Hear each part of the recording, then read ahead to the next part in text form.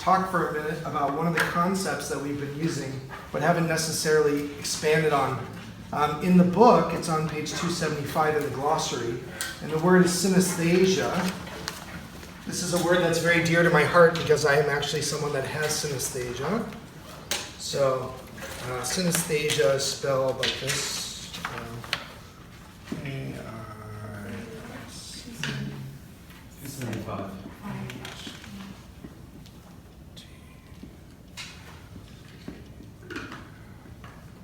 I don't know if everyone can see that.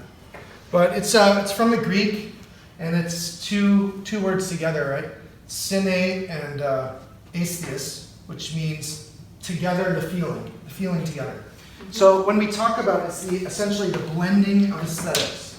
So which as we know is a feeling, right? That aesthetic, the inner feeling, the blending of those. So that when we talk about tasting and feeling sound, yes, it is the feeling that actually occurs in your mouth. It's also the resonance in your body. It's the feeling that it elicits in your heart or soul. But there's another part, which is synesthesia.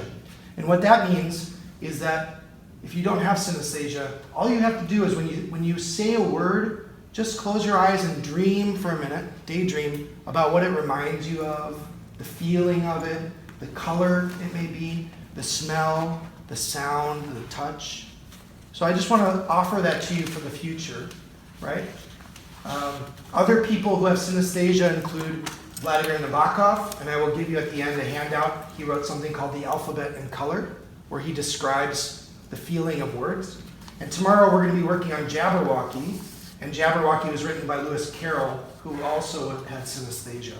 So we can talk more about it. I just want to put that into your mind. It's about daydreaming. It's also like if you've ever been wine tasting. I lead wine tasting. I'm a sommelier. And water tasting, and I can talk you through that. All right? So now we're going to move into our consonant orchestra. Remember, this is a self-to-self experience.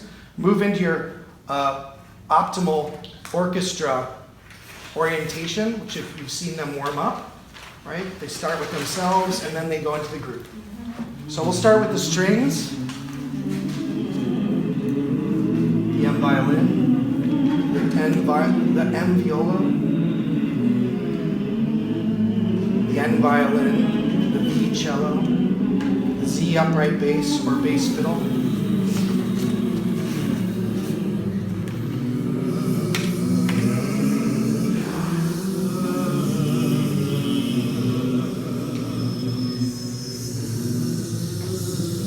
in your own time, move into the woodwinds, TH clarinet, CH bassoon, the L saxophone, the N oboe, and the W flute.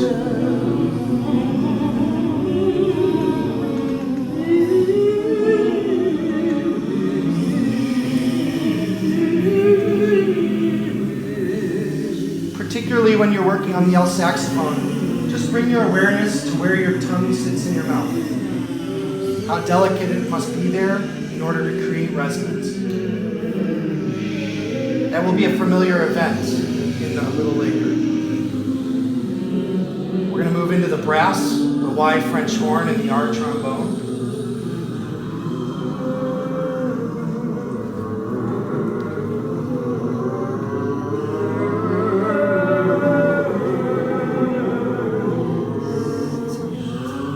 And moving into percussion, the timpani, which include the D, the G, and the B.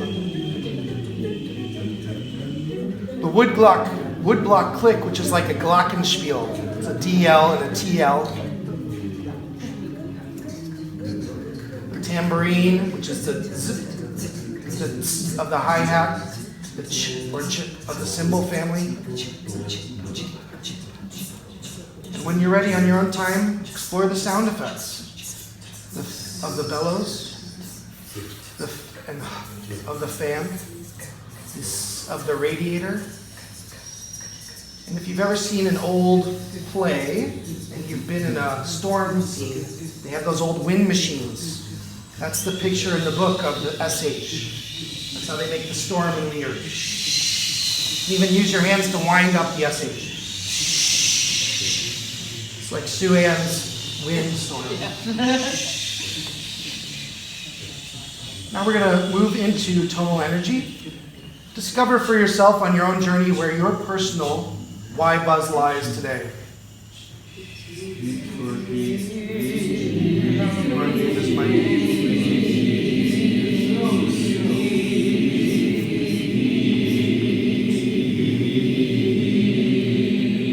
Just pulse into that plus Y whenever you're ready.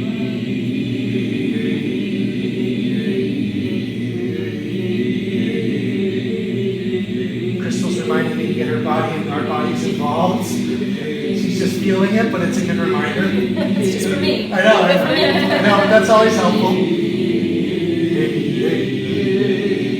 Remember the image of the kite? The Y buzz is the string, so the Y buzz is always the longer part of the.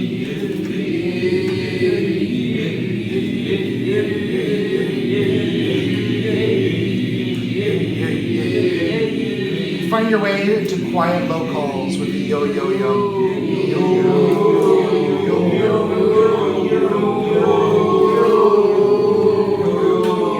Just explore that willy-nilly if you want to.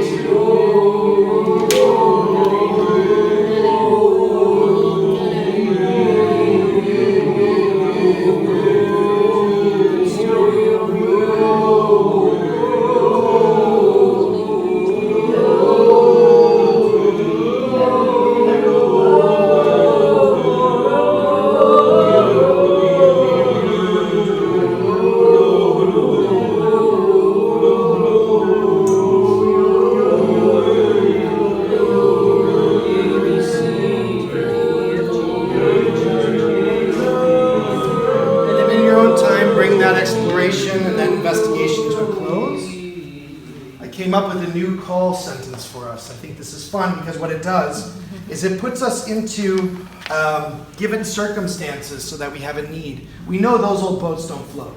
We know that one. So this is also on the sea. In the given circumstances, imagine, if you will, that you are on a ship in a storm and you can't dock the boat in its spot, which is called a berth, B-E-R-T-H, a berth. So you have to call to your shipmates. Stow away until the berth is good again. Beware. And because this is in a unstressed syllable, you can actually use any neutral sound. So it's not beware. Any neutral can go there. Beware, beware, as long as it's communicative. Right? So in your own time, just explore how this feels in a low, quiet call for yourself.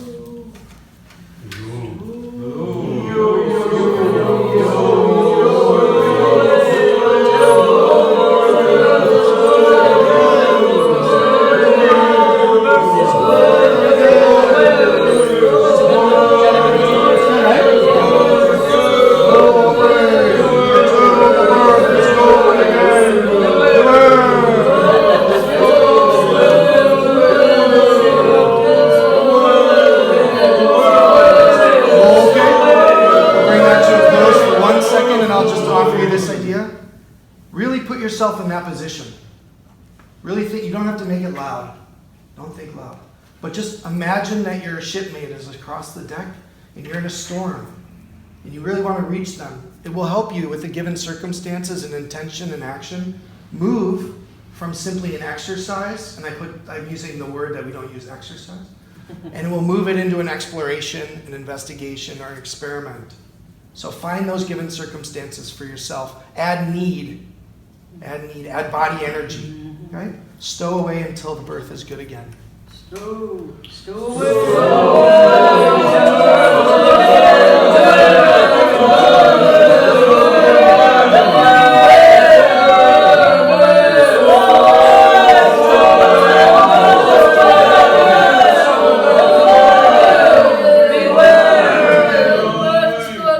That was great.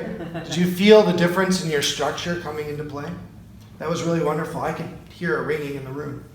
We're going to do a brief but focused refresher of percussions with guided discoveries.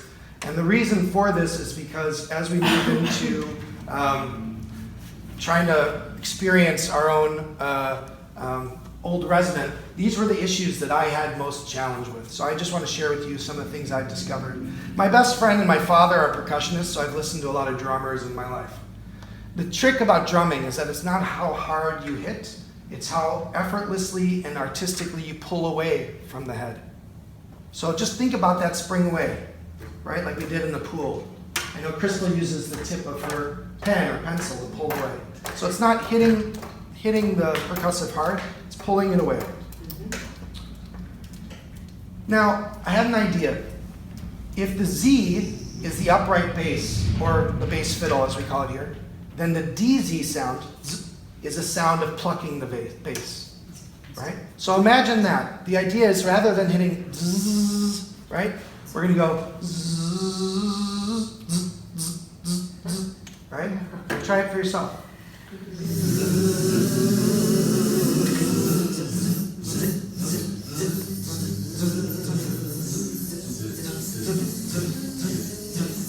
See how elegantly you can make contact with the Z without extending it. Let's try again.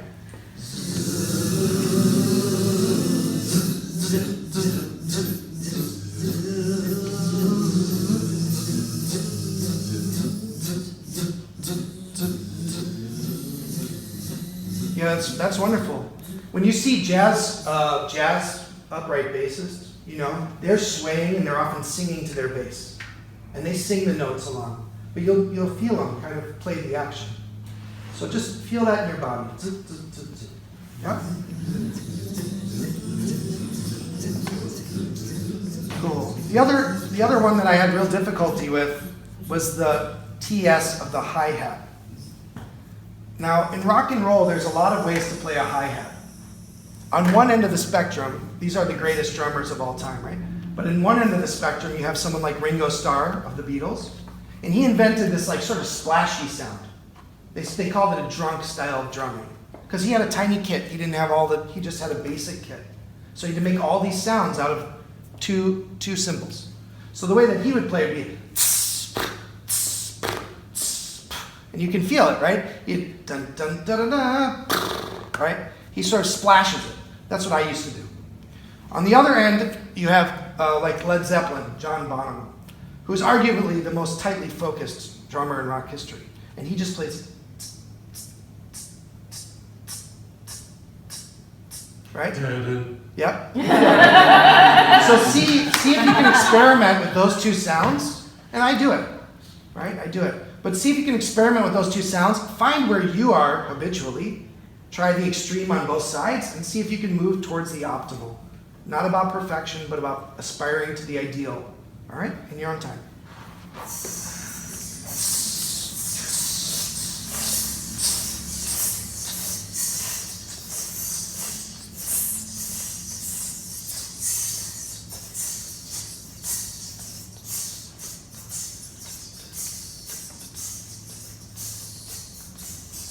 Oh, it sounds good. That sounds really great. Explore that more in your own time, obviously. But the cool thing about that you just taught yourself is where your tongue goes for the woodblock click. Whoa, that blew my mind. I don't know if that helps anyone. But in other words, again, I'm going to introduce the idea of dreaming.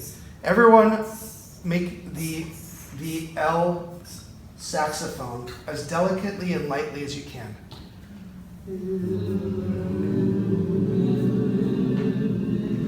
Now in your mind, dream of the onset of a T. Don't change what you're doing, but dream of the onset of a T.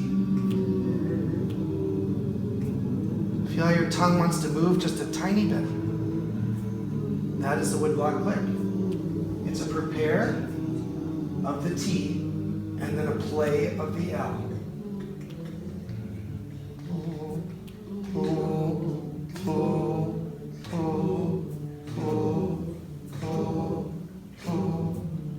Now see how elegant you can make that and not hold on the L.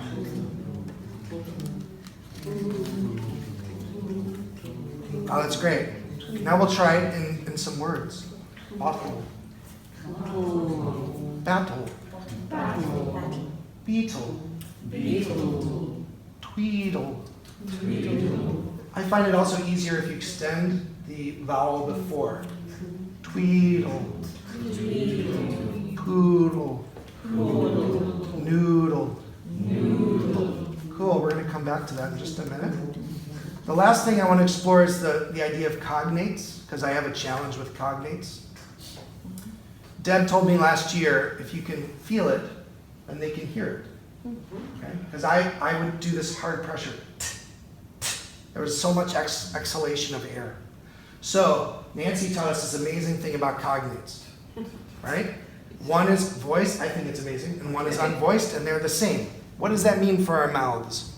What that means is that they're actually in the same place. Mine was not. Do a T, a voiced D. Now do a T. Is your tongue in the same place? Mine wasn't. Mine would go like duh, and t was further back. It would go duh, was further forward, and t was further back. And it made that sort of tinny sound in my T's, right? And it made a heavy sound duh in my D's.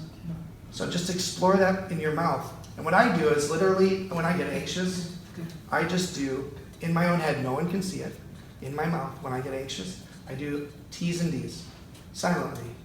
And I feel the difference. And I'm only imagining what there would be if there was sound. But the tongue is in the exact same spot. So your T becomes very elegant. It's just a little, try it. Now change it to a D without the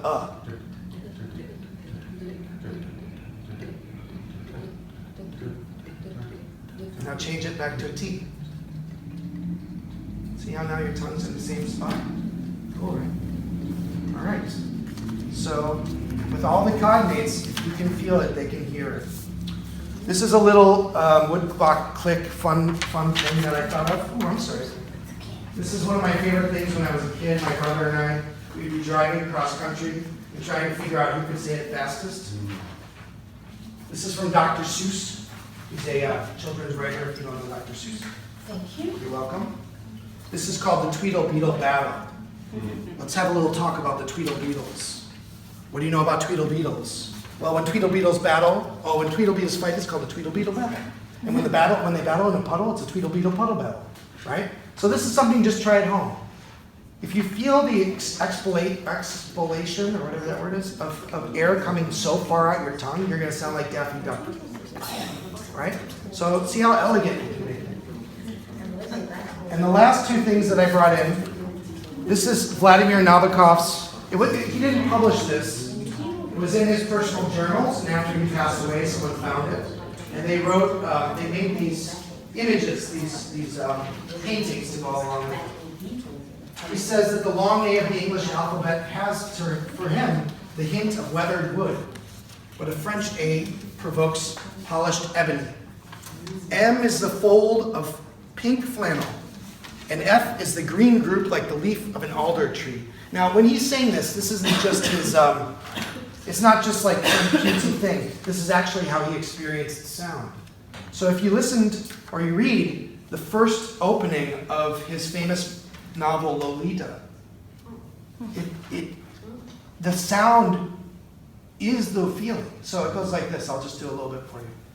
Lolita, light of my life, fire of my loins, my sin, my soul, my Lolita, the tip of the tongue taking a trip of 3 steps down the palate, 2 tap at 3 on the teeth. Lolita. Right? The way he wrote is evocative of what it is. So just look at this and see if that helps with this notion that I put on the board of synesthesia. And then the last thing I have for you is when I go home, I'm immediately thrust into this play. So they're videotaping the rehearsals for me. And it's called The Elaborate Entrance of Chad Deity by Christopher Diaz. And in it, it's about a worldwide wrestler guy called, he's in the wrestling. And I play EKO, who is the like Vince McMahon, right? He's like the owner of the wrestling. And so all of my lines as the ring announcer are in call. So I thought it was a fun way for you at home to practice something that feels like it's in a play or with actual intention. And so that's a little something just for your fun for later. All right, thank you all very much. Are you going to, when you go into this, going to be using call focus? I'm only going to call. Great. I'm only going to call. Sure. And interestingly enough, just while we're on the subject, I did 3 shows last year at DePaul in grad school, And I gave myself the goal to low call all of them. And that was like Merchant of Venice. I marked the entire script with all the body energies, with all the vocal energies. And when I worked on it at home, that's actually, I have a difficulty memorizing lines now because I have this head injury. But now, because of working on it in that way and feeling my way through it, the aesthetic aspect of it, I can memorize the lines much easier. So just know that this work is very applicable. The carryover has really it changed my life. It really has. And wheel walking was the first thing that was my window into understanding all the work. Because once I got the C curve in wheel walking, I could feel that C curve when I yawn. Right? I can imagine. It's a feeling. It's not maybe real, but it's a feeling. Your tongue is down. You feel that breath of wind. There's a C curve there. There's a C curve. That's why the drawing on the book is the circles, and the drawing of the man is circles. So thank you all very much. I appreciate it. Yeah. Thank you. That's a good entrance into what we're playing with now.